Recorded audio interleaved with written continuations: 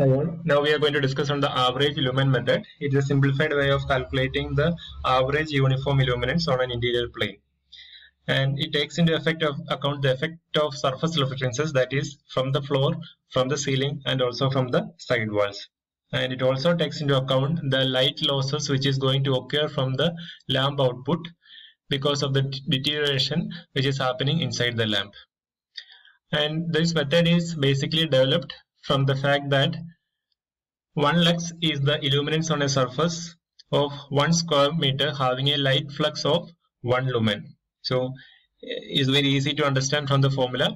Illuminance E is nothing but the L divided by A, where L is nothing but the luminous flux in lumens and area is the area in square meters. So the basic definition is that 1 lux is the illuminance on a surface of 1 square meter having a light flux of 1 lumen. So E is nothing but L by A. So all the luminous flux which is generated from the lamp will not fall on the work plane. So a number of factors will be coming into the picture. That is, it depends upon the efficiency of the luminaire. That is how it is efficient to direct the light output to the work plane. What is the size of the room? What is the shape of the room? What are surface reflectances? What is the height at which we are going to keep the luminaire? Will affect the amount of luminous flux which is reaching the work plane. So therefore, we need to define another factor which is known as the coefficient of utilization, which is Cu, coefficient of utilization. So now I am going to define the illuminance as E is equal to L into coefficient of utilization divided by A. So it is going to consider the effect of luminous flux which is being received the work plane due to various factors like the efficiency, room size, shape, the color of the scheme which is being used inside the system, and the height at which we are going to keep the luminaire. Now whatever this E is equal to L into Cu by A is nothing but the initial illuminance level. That is, during the life of the lamp, during the life of the lamp, the amount of light out from the lamp reduces. Also, the efficiency of the luminaire, that is the effectiveness by which it is going to direct the light output, is going to deteriorate.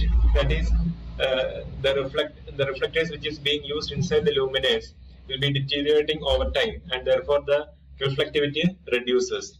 And also, if you can see that in the case of a street light and all, that outer casing is there, and inside that the insects is going inside, and after that they will be settling inside that housing, and that is again going to deteriorate the light output from the luminaire.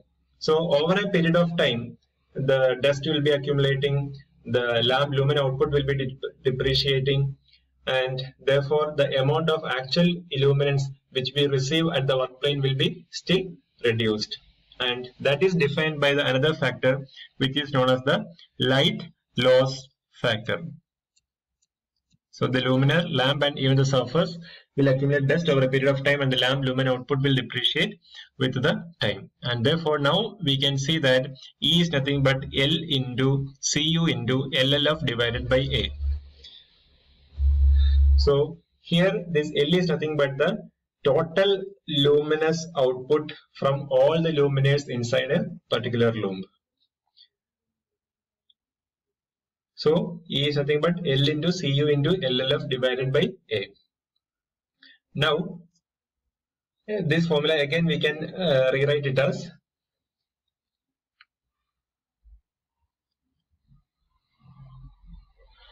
E equal to Ln into N into Cu into LLF divided by A. Now this is just indicating that this L is nothing but the total luminous output from the entire luminaires. Just imagine that this is totally some 10,000 value. That is 10,000 lumen output is the total amount of luminous flux which is received from all the luminaires. Now just imagine that you are having 10 number of luminaires. So that is 10 number of fixtures we are having inside the system. Now the luminous flux output from each lamp will be 10,000 divided by 10, which is nothing but 1000. So that relation is just given over here. E is nothing but ln into n into Cu into LLF divided by A. Now we need to calculate the total number of luminaires which you require. You can again do it like this: n is equal to A into E divided by ln into Cu into LLF. So basically you will be given how much amount of illuminance which we need to maintain inside the system or inside a hole.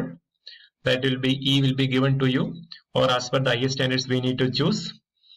Then the area of that particular room will be given, that is nothing but A. Cu will be calculated depending upon the reflectances from the surfaces. Lamp loss factor we need to consider depending upon the amount of depreciation of the light output. And Ln is, so you'll be asked to choose the type of luminance. Whether you'll be using an LED lamp, you'll be using a fluorescent lamp. So each lamp lumen output, it will be given to you, and from there you need to decide about how many number of luminaires which you need to fix inside a particular room in order to get the illuminance level of E which is given by the standard. So just imagine you'll be having a room like this, some 10 meter by 5 meter, and how we are going to fix the luminaire. So 10 by 5 is my room size, and you will be calculating the total number of lamps. And for a uniform illumination, we will be always connecting this n to a even number. So depending upon say, you can fix the luminaires like this.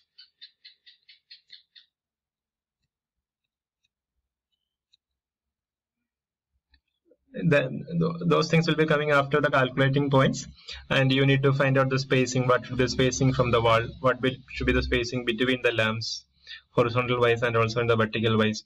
So this is at the end, we are coming up at the end of this design calculations.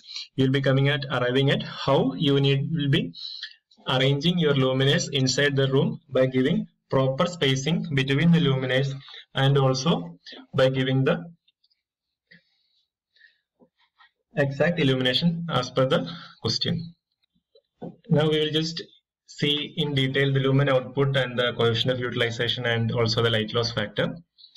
So here two pictures are seen. The first one is a direct or indirect lighting environment, and the other one is a direct lighting environment. So basically you can see that this is nothing but your fixture. This is nothing but the two fixtures. And in the two fixtures, you can see that in the right side portion, you can see that the lamp output is directly coming output from the lamp. So this is nothing but a direct lighting environment. And here you can see that the light is kept upward. So it is going to the upward, that is to the ceiling, and from there it is getting reflected back to the wall, and then it comes to the work plane. So that is a direct or indirect lighting environment. So in both cases, you can see that the light output from the lamp is not directly impinging on your work plane. In the direct lighting, it is going, some part is going to the wall and some part is going directly to the work plane, and this is also reflected back to the work plane. So the coefficient of utilization is going to consider the amount of light which is getting reflected onto the work plane from the wall, from the ceiling, and also from the floor. It also depends upon the color of the color which we are used for the wall. Also depends upon the size of the room and the shape of the room. And in the case of indirect lighting, the ceiling reflectances comes more into picture. That is, the ceiling has to be having a higher reflectance value so that more amount of light is going to reflect onto the wall and then onto the working environment. So the coefficient of utilization is going to vary over there. So the amount of lumen output from the lamp is not directly going to come onto the work plane. It is getting reflected from different surfaces and again coming back to the working plane. So basically the amount of light which is produced from the floor or reflected from the floor will be very less, because we have our work plane which is at a 1 or 1.5 meters from the floor level. So it is very difficult for the light to fall on the floor and then reflect it back to the working environment.